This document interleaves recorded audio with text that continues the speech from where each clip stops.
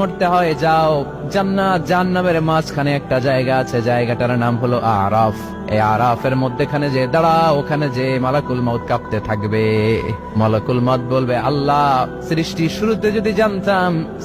শুরুতে যদি জানতাম সবাইকে মৃত্যুদান করার পরে, রূহ কবজ করার পরে আমাকেও মরতে হবে, তাহলে এই কঠিন দায়িত্বের ব্যাপারে আপনার কাছে ক্ষমা চাইতাম। আজকে আমারও যে ভাগ্য বরণ করে নিতে হবে সৃষ্টির শুরুতে, আমি এটা কল্পনাই করতে পারি নাই। আল্লাহ বলবেন, নো টক, মুত ইয়া মালাকুল মউত, মরে যা, মরে যাও।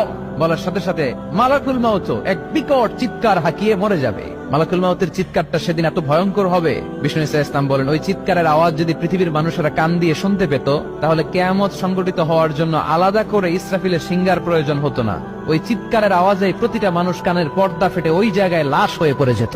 এবার ডানে বায়ে সামনে পেছনে উপরে নিচে কেউ নাই, একজন ছাড়া। জোরে বলতে হবে, তিনি কে?